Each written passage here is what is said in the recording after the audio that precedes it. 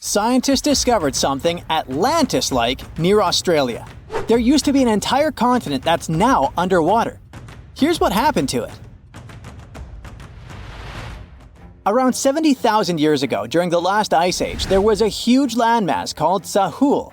It was located in the southwestern Pacific Ocean. This ancient supercontinent connected what we now know as Australia, New Guinea, Tasmania, and the Aru Islands into one giant piece of land. Imagine lush tropical rainforests surrounded by beautiful mountains. Sahul's tallest mountains were in the New Guinea highlands, with peaks reaching over 13,000 feet. This beautiful place was home to a variety of unique animals, most of which were pouched creatures. But back then, they weren't just koalas and kangaroos. Sahul was filled with different types of grazers, burrowers, scavengers, and predators. It was home to a huge diprotodon, a powerful hunter Thiosolio, and a horrifying Megalania, a creature that's much larger than any living lizard today. It was a unique place because the rest of the world was filled with placental animals at the time, like wolves, elephants, and humans. In Sahul, the only normal mammals were bats and rodents. But not all its parts were the same. The Timor, Arafura, and Carpentaria regions were covered by hot savanna and dry forests. It looked kinda like modern Australia, hot air deserts with scrubland, steppe, and temperate forests along the eastern coast. Back then, people were migrating all across the world. They made an incredible journey from Southeast Asia to Sahul and first arrived here from 60 to 45,000 years ago. They mostly traveled by foot and crossed the sea using bamboo rafts and simple boats. They came there from an ancient landmass called Sunda, which includes parts of Southeast Asia. They traveled across a series of islands known as Wallachia and eventually spread across Sahul. And it wasn't a small journey. Sahul was huge, around 4.1 million square miles. That's bigger than the USA or Canada. It stretched from the equator to around the southern part of New Zealand. So they arrived in what is now Australia and became Australia's first people. Scientists think that Sahul had a population of 500,000. We've discovered cave paintings that date back around 40,000 years. It's a hunting scene depicting an anoa, or miniature buffalo, facing figures of humans and animals. Researchers are trying to figure out how these early settlers moved across Sahul and where we might find archaeological evidence of their journey. To do this, they created a landscape evolution model. The simulation showed how Sahul changed between 75,000 and 35,000 years ago. It showed potential migration routes and archaeological sites. Humans likely traveled along coastlines and rivers. But how did Sahul get submerged off the coast of Australia, similar to the mythical Atlantis? During the last ice age, much of the Earth's water was locked up in large ice sheets and glaciers. The sea levels were much lower than they are today. After that, the global temperatures increased. The ice sheets melted and the sea levels rose, flooding the land bridges that once connected different parts of Sahul together. About 8,000 years ago, New Guinea separated from mainland Australia, and then, about 6,000 years ago, Tasmania did the same. We still can explore the underwater parts of Sahul thanks to new technology. Divers explore and collect samples directly from the ocean floor. Underwater drones can go to places that are too deep or dangerous for humans to explore. And with sonar mapping, scientists use sound waves to create maps of the ocean floor. It's like using an echo to see what's underwater. The sound waves bounce off the seabed and come back, helping us create a picture of what it looks like. Deep underwater, archaeologists have found stone tools and other artifacts. They also discovered fossils of animals like Diprotodon and Thylasolio. By studying the underwater terrain of Sahul, they learned about the ancient rivers, lakes, and coastlines that existed during the Ice Age. But Sahul isn't the only underwater continent. Sahul isn't the only hidden gem of Southeast Asia. Take Sundaland, a place made up of Sumatra, Java, Borneo, and some other islands. This place was crazy huge during the Ice Age, but now almost fully underwater. Almost, but not entirely. The parts above the ocean are teeming with life. If you like birds, check this place out. It has almost a fifth of the world's bird species. You can spot colorful birds like the Java hawk eagle and the Bali starling among the lush forests. It's also a home to a fourth of Earth's fish species. Sundaland's waters are a haven for marine life, even the most exotic animals like the Asian arowanas. It's also a treasure trove of flowers. That's where you can find Rafflesia and Titan arum, the world's largest flowers. This makes it very similar to Zealandia. Zealandia is a long, narrow piece of land about half the size of Australia. It broke from Antarctica about 100 million years ago. Just like Sundaland, it isn't fully underwater. 7% of it stayed above sea level. This sticking out little piece is what we now call New Zealand, along with Stewart Island and some smaller islands. These pieces of Zealandia are lush and warm. They're packed with volcanoes, mountain ranges, beautiful natural geysers, and hot springs. Local people, Maori, use these hot springs for cooking. People place corn, eggs, and vegetables in baskets and lower them directly in the hot springs. Sometimes they cook food in a pit oven using heated rocks. Another hidden world is known as Argoland. This mysterious landmass was once part of Australia, back when dinosaurs chilled around. It drove scientists crazy for decades. They knew it existed because it left a huge stretch on the ancient seafloor, the Argo Abyssal Plain. About 155 million years ago, it broke off from Australia, saying bye-bye. The continent drifted somewhere north, and when it reached Southeast Asia, it just vanished. Scientists had no idea where it went, but recently they finally found its remains. Turns out, poor Argoland's lower parts started drowning into the Sunda Trench, a horrifyingly deep oceanic pit. The Earth's crust sunk into the mantle. Meanwhile, the upper parts of Argoland were pushed upward, grabbing the younger rocks on land. Because of this, Argoland broke apart into a bunch of smaller pieces. These pieces formed parts of Borneo, Java, Sulawesi, and other regions. The remains are buried under Indonesia and Myanmar. Imagine a colossal landmass the size of Greenland, Greater Adria. Its journey began about 240 million years ago when it broke away from the supercontinent Gondwana. It started moving north, and after 100 million years of enjoying the warm seas, it suddenly crashed into Europe and shattered into pieces. Most of these pieces went deep into the Earth's mantle, but some were scraped off and became part of mountain ranges like the Alps. Today, the remnants of Greater Adria are scattered across more than 30 countries, from Spain to Iran. That's why they're hard to look for. Seychelles was also once part of Gondwana. Yep, these idyllic islands are sitting atop of the ancient continent. We know a lot about it because of its fascinating granite outcrops. 100 years ago, Alfred Wegener discovered continental drift, but no one believed him. These granite outcrops helped him prove that he's not crazy and that tectonic plates really are moving. The Seychelles broke off from India and Madagascar and eventually became a sad loner in the Indian Ocean. This probably happened because of some insanely active volcanoes in the Deccan Traps. But now, the islands are home to unique species both on land and in the coral reefs nearby. Mauritius broke off from India after the dinosaur wiping. Along its journey, it stretched into a long ribbon-like shape and also broke into pieces. Now it's all scattered beneath the Indian Ocean. Scientists stumbled upon this lost land by studying tiny ancient crystals called zircons. These zircons are like time capsules.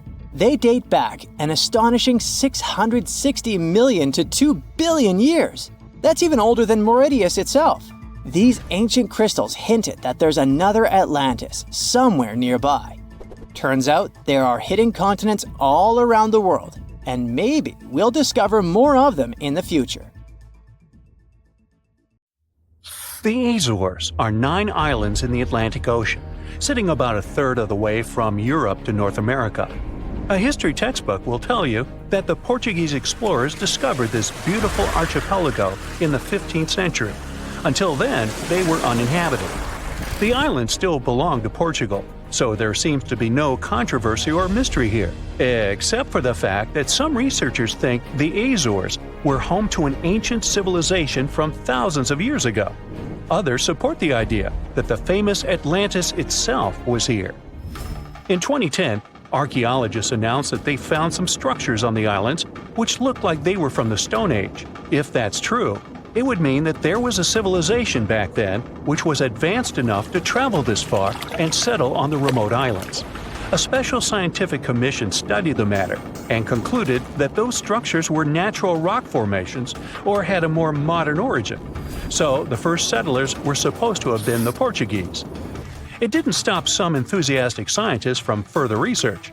They analyzed the DNA of mice from the Azores and found that it had the same genetic characteristics as house mice from Northern Europe. The little rodents couldn't have sailed this far without humans, so it looks like the first people had arrived at the Azores before the Portuguese. And the plot thickens. Dr. Felix Rodriguez, who works at the University of the Azores, is determined to find out exactly when it happened. He's studying the megalithic structures found in the Azores. Similar structures found in Western Europe and the Mediterranean date back to the Neolithic age. According to Dr. Rodriguez, the oldest findings are from 4,200 years ago. It's not clear when civilizations left them. The professor identified 7 megalithic structures in one complex as dolmens for the deceased. The cavities are all cylindrical in shape and definitely don't look like a natural formation. The material from the cavities turned out to be at least 2,500 years old. There are also some pieces of ceramics that seem to be even older. It looks like the rocks in the area had been lifted. You can see it by the small waves left by lava. It's thick and sticky, so it can't leave vertical marks. Someone must have moved the rock from its horizontal position. Another interesting finding is some stone anchors with holes found by the sea. Similar ones were used in the Mediterranean and on the Atlantic coast of Europe, dating back to 1000 and 2000 BCE. The 15th century Portuguese were advanced sailors and never used stone anchors, only metal ones. The scientists also managed to find a structure built right in the volcanic top. It looks somewhat similar to the ones built in the Mediterranean that are at least 2,000 years old. These structures are called columbariums and were used to store the ashes of the deceased. They also found something resembling an oven next to it, so they could be a part of one complex. There's also a basin in the middle, and it's not the only one on the island. It looks like they had a special meaning to their builders. There are channels around the construction. They connect the 4 basins, and the sun lights each of them at different times of the year. It was all carefully planned, as they were lit the brightest during winter and summer solstices and autumn and spring equinoxes. The water passed through all the basins and went directly into the sea. It could have been a purifying ritual. Now, some people are skeptical about the findings and believe they're all parts of a fortress from the 16th century. Professor Rodriguez is determined to prove it's all much, much older.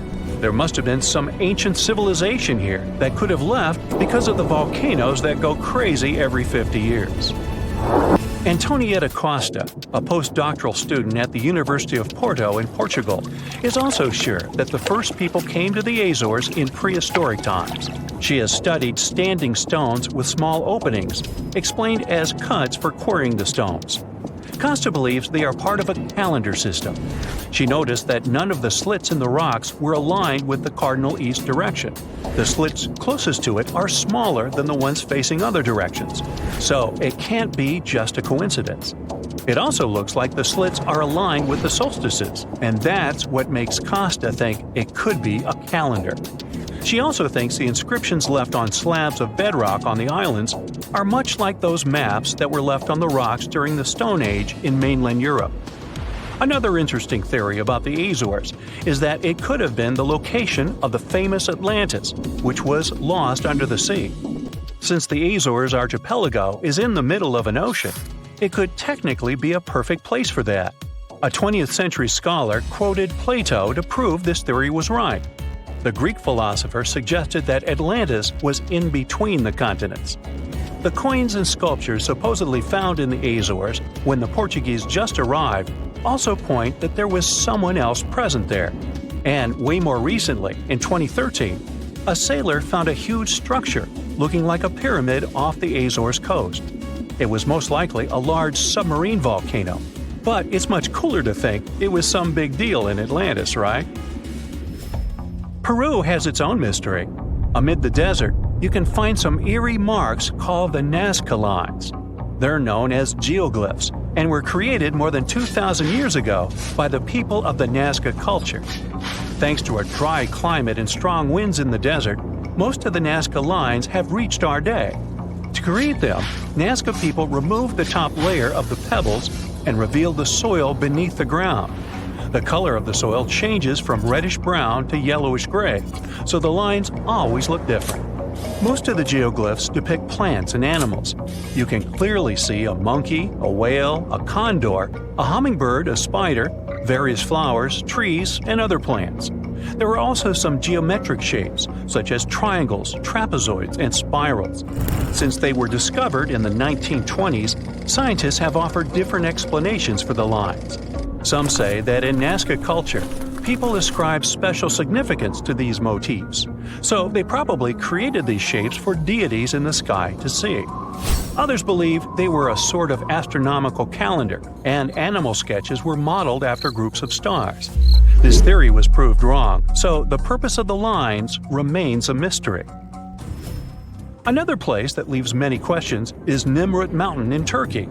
This mountain has a complex of monuments with temples and tombs. It was built by the Kingdom of Commagene, which ruled here around the 1st century BCE. There are statues of King Antiochus, 2 lions, 2 eagles, Zeus, Hercules, and Apollo. Archaeologists found the ruins of this complex at the end of the 19th century. They thought it had been built by the Assyrians. Then, some of the most famous scientists of the time came here and found an inscription in Greek. It had details about the sculptures and the names of important members of the Commagene royal family. It looked like it had been put there for future visitors. The scientists established that the statues used to be full-size figures. Changes in temperature, strong winds, snow, and the bright sun didn't leave them a chance to last in all their original glory. Plus, the complex is in an earthquake zone, so all you can see now is mostly the heads of the statues. They look incredibly complex and large for their time. The biggest question is, how did the people who lived thousands of years ago manage to create such huge sculptures on top of the mountain? It's obvious that they worked on shaping the limestone blocks up there and not on the ground. So, stay tuned. We'll keep an eye on this. It started as a routine cleaning to scoop some mud off the coast of Indonesia, but turned into a discovery of remnants of a lost, submerged, Ice Age landmass. Archaeologists found more than 6,000 fossil fragments, and among them, 140,000-year-old Homo erectus remains. This find made scientists rethink how early humans lived, moved, and interacted in Southeast Asia. For years, they thought that Homo erectus on Java Island lived in isolation, separated from the rest of the world. But these dredged fossils blew that story apart. It turns out Java wasn't an island at all back then, but part of a landmass called Sundaland. So, Southeast Asia stretched out like someone had drained the ocean, connecting Indonesia, Malaysia, Borneo, Thailand, and Vietnam into one gigantic landscape. Today's islands of Java, Sumatra, Borneo, and Bali were connected by river systems that probably looked like the Amazon, by forests where giant animals roamed, and by coastal plains that would later sink beneath the ocean when temperatures went up. And Homo erectus were not stuck. They were thriving in what honestly sounds like prehistoric bliss. Yep, it was nothing like we normally imagine Ice Age, a sort of frozen wasteland. Sea levels dropped more than 400 feet because so much water froze into glaciers. When all that water got locked up in ice, whole sections of the ocean floor popped out of the water like stepping stones. Suddenly, early humans didn't need boats. They could literally walk from what's now mainland Southeast Asia all the way to places that are islands today. They could do it while exploring and chasing herds across open land. It was sort of like a giant prehistoric highway system.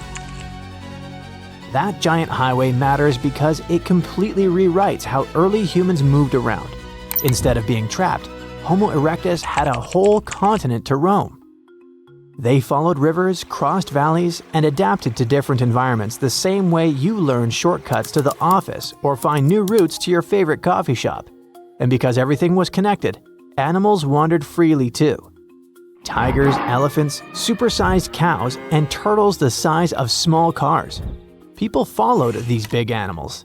This among the fossils pulled from the Madura Strait, such as cut-marked turtle shells and cracked open bovid bones. When you see precise cut marks on bone, it means someone was deliberately carving meat off the bone with tools they made themselves. And cracked bones mean they were taking out marrow, which was like prehistoric energy gel, rich, fatty, and perfect when you need calories to survive. That's a level of planning and skill scientists didn't expect from Homo erectus. It pushes Homo erectus closer to species like early Homo sapiens and Denisovans when it comes to behavior. It means they weren't just surviving on scraps, they were actively pursuing animals, processing, and maybe even sharing food the same way later humans did. So if you imagine them as slow, hunched cavemen, forget that. These people were sharp. The techniques they used to process food look eerily similar to those used by other hominins. Not just Homo erectus, we're talking Homo floresiensis, Denisovans, and early Homo sapiens. That opens the door to the possibility that these groups didn't just exist side by side. They might have interacted. Maybe they traded ideas and copied techniques. Or maybe they even interbred or shared territories. All this makes Southeast Asia look not like a series of isolated islands, but like a buzzing human ecosystem, a place where different human species crossed paths. And here's the heartbreaking part. Everything we know about this place, everything humans built, lost, and discovered there, is all underwater now. When the Ice Age ended, glaciers melted like forgotten ice cream cones on a hot sidewalk. Sea levels rose. Slowly, then quickly, rivers flooded, coastlines vanished, entire human landscapes disappeared beneath the waves. Sundaland drowned over thousands of years, and the people who lived there either adapted or moved to higher ground. Archaeologists now try to interpret what these people did, how they lived, and how many human species walked that land. Every time they pull together bone or artifact from the seabed, we get one step closer to rewriting everything we thought we knew about early human migration. And the new discovery could mean that Southeast Asia may have been just as important to human evolution as Africa, the Middle East, or Europe. Looks like Sundaland wasn't a side quest, but a real mixing zone, a place where humanity experimented, adapted, learned, and evolved. Unexpected finds like this one in Indonesia keep popping up around the world and surprising scientists. Farmers in China were hoping to scoop up bat droppings for natural fertilizers inside a narrow limestone cave. But instead, they spotted pieces of fossilized bone that looked suspiciously like parts of a human skull. This skull turned out to be ridiculously old, around 300,000 years old. Scientists eventually named the fossil Maba 1. The discovery happened way back in 1958, but ever since then, nobody could agree on which ancient human species this skull belonged to. During the late Middle Pleistocene, the world was basically a crowded highway of different ancient human species wandering around. Or just maybe, Maba 1 came from a species we've never met before. The big issue was that researchers only found part of the skull, no jaw, no other bones. So it was like trying to solve a giant puzzle with half the pieces missing. For ages, scientists guessed it might be Neanderthal. But now they've used micro-CT scanning, which is like an X-ray superpower that lets you peek inside fossils without breaking them. That's when they noticed weird tube-like structures connecting parts of the brain case, something Neanderthals basically never had. The inside shape of the skull looked way more like Homo erectus, a much older human species. But even that wasn't a perfect match. The skull's size and shape were closer to modern humans and Neanderthals, and it showed traits Homo erectus usually didn't have. For example, it had a shorter forehead area and a thickened bregma. the meeting point between two skull bones. Maba 1 also had a strange dent on the forehead, almost like a bruise frozen in time. Whatever caused it, maybe a fall, maybe anemia, it happened while the person was alive. But there was no sign of infection, so that individual probably healed and kept living after whatever hit them. So Maba 1 doesn't match any known species perfectly, but it shares features with several and has a similar mystery fossil vibe as others found across Africa. In 1976, a famous paleontologist and her team found another human-like skull in Tanzania. That skull had features that looked surprisingly similar to Homo sapiens, even though it was unbelievably old. Scientists think it may be one of the earliest examples of our species ever discovered. That means this skull could help solve one of science's biggest questions. When exactly did Homo sapiens first show up? The sediment layer where that skull was found goes all the way back to the Middle Pleistocene. That's way earlier than what old textbooks used to claim about when modern humans appeared. And then there's the skull that turned up in Zambia's Broken Hill ore mine. Miners literally stumbled on it, plus a few other bones, completely by accident. Scientists started calling it Rhodesian Man, and at first, everyone thought it might be the big missing link between Homo erectus and Homo sapiens. But with newer research tools and better dating methods, they discovered it's around 299,000 years old and probably belonged to someone from the species Homo heidelbergensis. Every new fossil acts like a missing puzzle piece on the giant chaotic story of human evolution. Each one helps scientists connect species that once seemed unrelated, redraw family trees, and rewrite chapters of our past we didn't even know were wrong. You've probably heard about the mysterious sea state of Atlantis. It was a high-tech utopia where people lived happily, but then something happened, and Atlantis disappeared from the face of the earth. Many people believe that this city lies at the bottom of the Atlantic Ocean. But what if we've been looking in the wrong place all this time? What if it's somewhere different from where they're trying to find it? What if all this time Atlantis was in the middle of the Sahara Desert? Well, this unexpected theory has some evidence, but to study this version, you first need to understand what Atlantis was and how we got to know about it. The very first mention of the mysterious city was in 360 BCE. Ancient philosopher Plato wrote about Atlantis. His work, Dialogues, described Atlantis as a rich land with advanced technologies. Its inhabitants were powerful, intelligent, and beautiful, like superhumans. He described in detail the structure of the city, and this was the main reason why many people believed in the existence of Atlantis. According to his records, the Atlanteans built this place in several concentric circles of black and red stone. Then they covered these circles with brass, tin, and precious metals. In the city, there were water channels on which ships sailed.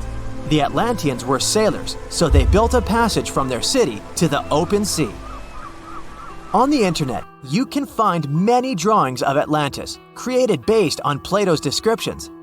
Take a look at these drawings and an actual photo of the Eye of the Sahara. This place in the Sahara has a shape of several concentric circles. It looks as if a destroyed city left a trace on the sand. Many people have written online that the lost city was located there, but no one could prove it. Once upon a time, the Sahara was filled with rivers and lakes. In prehistoric times, there was only water there. So far, everything matches. The Eye of the Sahara was first discovered in the 1930s. This place was considered a crater from a fallen meteorite. But in the middle of the 20th century, scientists conducted a soil analysis and refuted the version with a fallen space rock. In the end, everyone agreed that this was a dome of molten rocks under which magma was raging. For millions of years, wind and water had been destroying the formed landscape and eventually made it look like perfect circles.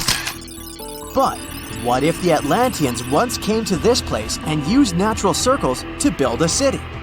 In this case, we would have many traces and artifacts from this developed civilization. And yes, archaeologists did find some arrowheads, spears, oars, and other things there. But this has nothing to do with Atlantis. In the eye of the Sahara, a multitude of Acheulean artifacts lies. It was an ancient tribe that frequented this place. For the first time, Acheulean tools appeared more than 1.5 million years ago.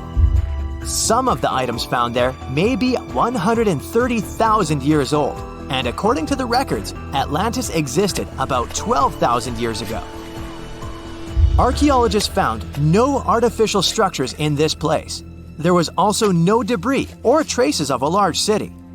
People would have found some stuff if a big city with advanced technologies had existed here. The main supporter of this idea was one YouTube channel.